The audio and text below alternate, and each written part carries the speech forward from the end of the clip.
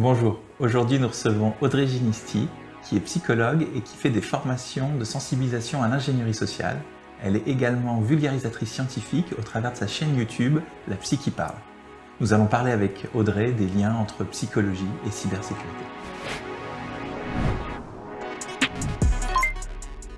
Bonjour Audrey. Bonjour Hubert. Merci d'être venu, merci de venir nous voir.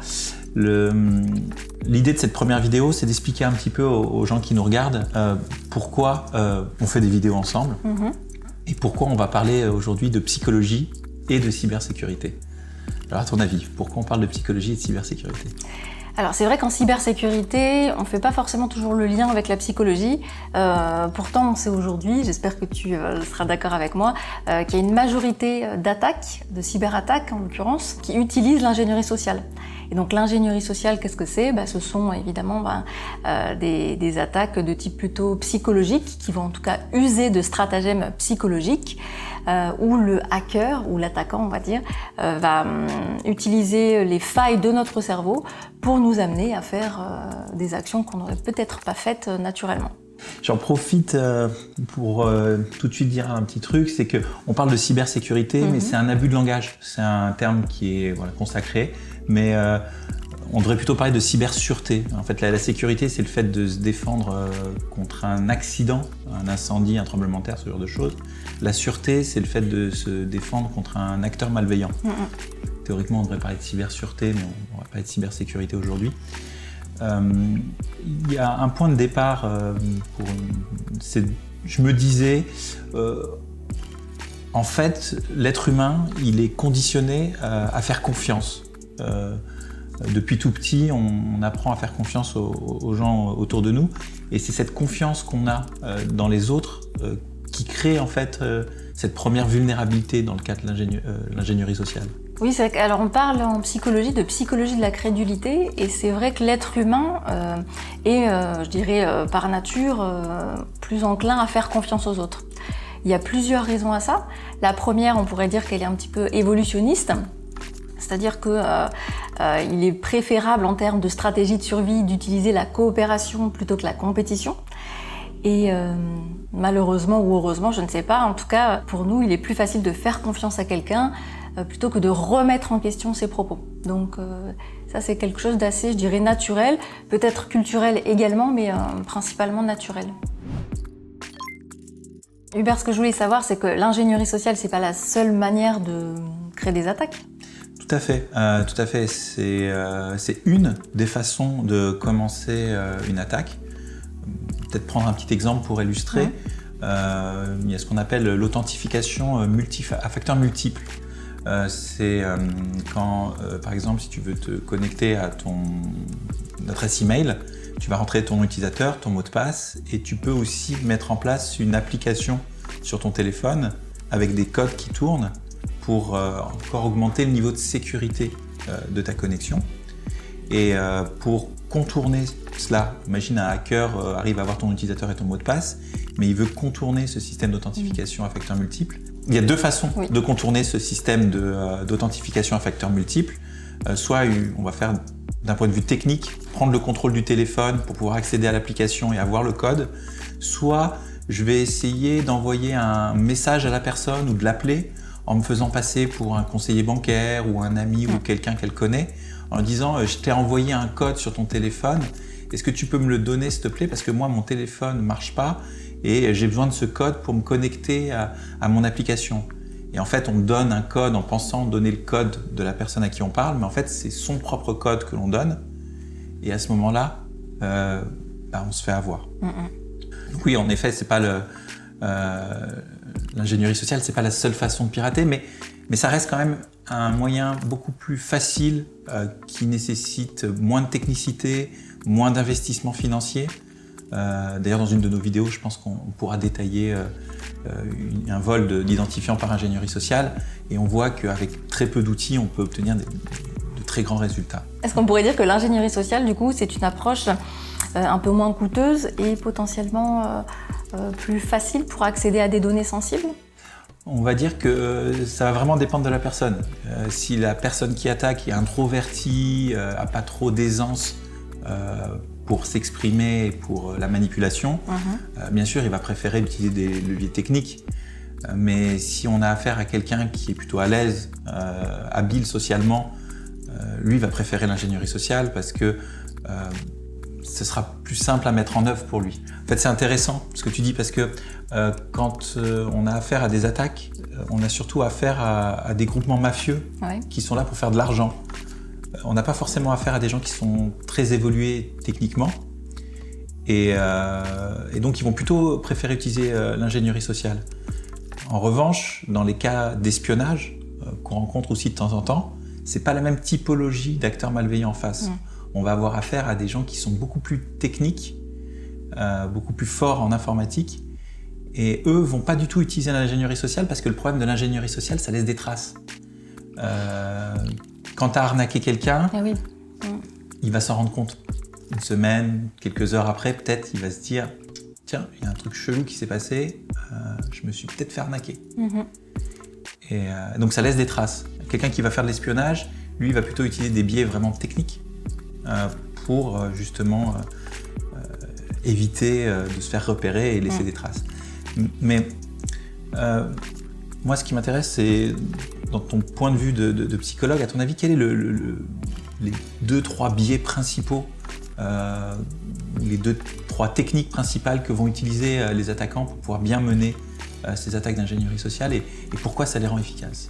Quand bien même avant de parler de biais, en fait, il y a toujours deux leviers qu'il est important d'activer. C'est d'abord de générer de la confiance, de donner du crédit, d'avoir une certaine autorité pour effectivement faciliter, on va dire, la coopération de la personne ciblée.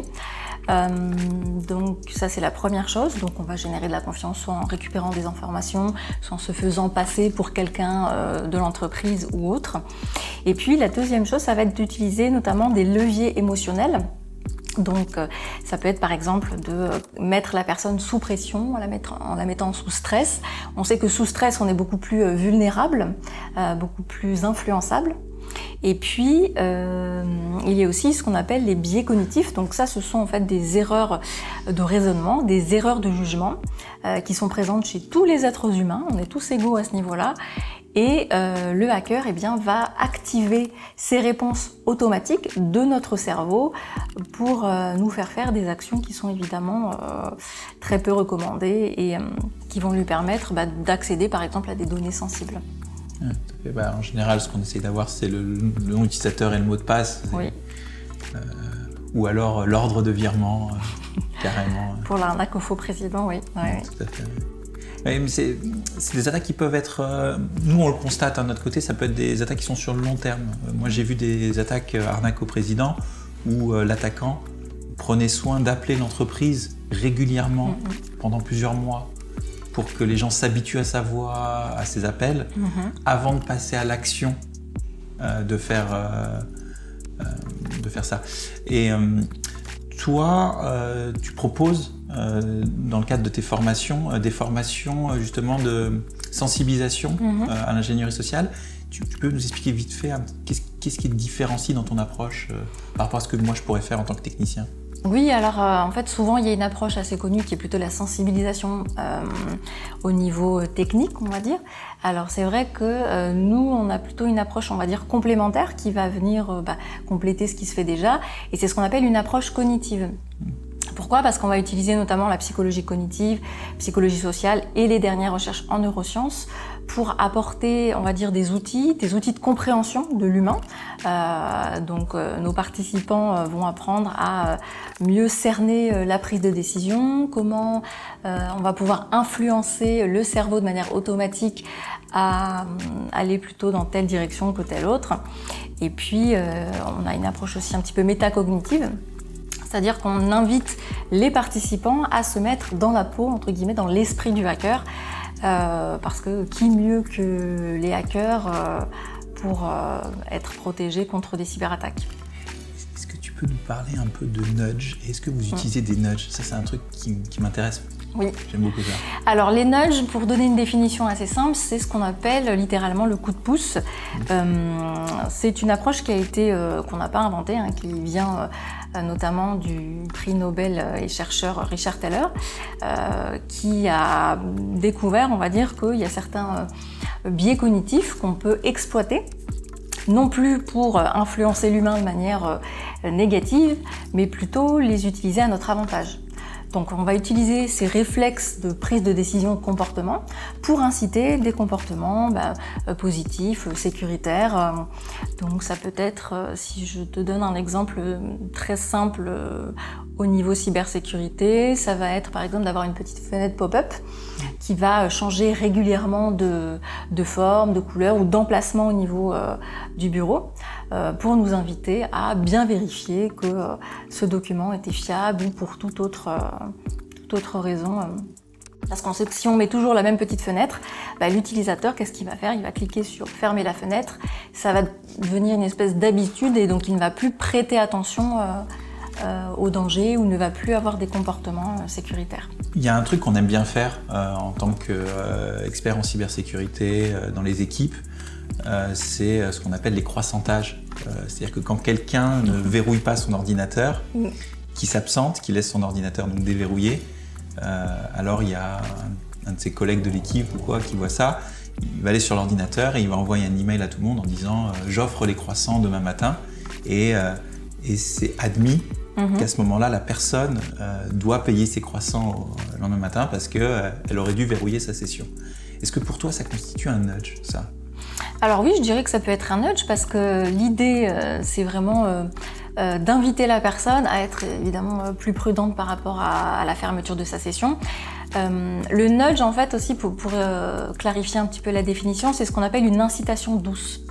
Il n'y a pas d'obligation, ce n'est pas une loi tangible, quelque chose de rigide, c'est vraiment, on encourage les comportements positifs. Donc là, il n'y a pas vraiment d'obligation à aller acheter des croissants pour tous les collègues. Par contre, c'est fortement recommandé et il y a ce côté ludique qu'on va pouvoir retrouver dans le nudge parfois, qui est plutôt bien utilisé là, dans ce cas précis. Un nudge qu'on a mis en place, tu vois, typiquement pour la fermeture de session, c'est par exemple des petits stickers que tu vas coller sur certaines touches du clavier pour permettre de faire raccourci clavier assez facilement et fermer sa session. Donc voilà, tous les moyens sont bons en fait pour faciliter le comportement positif, en l'occurrence fermer sa session. Ouais, c'est vrai qu'on a tendance à regarder son clavier toujours, oui. Donc, Windows L, hop, on verrouille. Et voilà. Petit clin d'œil pour les Toulousains, il paraît que ça s'appelle le Choco Blaster chez vous. C'est ça. Juste, je voulais rebondir, tu as parlé d'introvertis, de personnes introverties.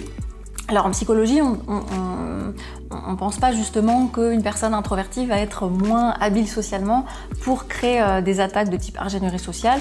Ça, on ne le sait pas. On pourrait même plutôt imaginer l'inverse. Quelqu'un d'introverti pourrait être plutôt justement davantage à l'écoute de la personne qu'il a en face de lui, par exemple de la cible, et donc peut-être générer plus de confiance qu'une personne extravertie qui pourrait avoir tendance peut-être à davantage être dans l'expression verbale, plus à l'aise, mais qui va peut-être moins capter, on va dire, ou susciter la confiance de son interlocuteur. Donc à ce niveau-là, voilà, c'est juste pour repréciser ce point en particulier. Merci pour cet échange, c'était très agréable. Dans les prochaines vidéos, on va parler d'un cas concret que nous on a rencontré dans un de nos dossiers, qui fait intervenir des aspects d'ingénierie sociale, et on va te demander ton décryptage en tant que psychologue sur qu'est-ce qui est en train de se passer. La vidéo suivante, là c'est moi qui vais commencer par vous parler d'un sentiment d'invulnérabilité qui peut avoir un impact notamment en matière de sécurité, et c'est toi qui va m'aider aussi à décrypter, à savoir concrètement comment ça se passe au niveau entreprise, côté dirigeant et informatique. Et puis dans la dernière vidéo, on va parler ensemble de réponse à incident et de tous les impacts psychologiques que peut avoir un piratage informatique sur une entreprise et les équipes au sein de l'entreprise. À bientôt avec CNC Expertise, votre partenaire cyber. Et moi je vous dis à très bientôt.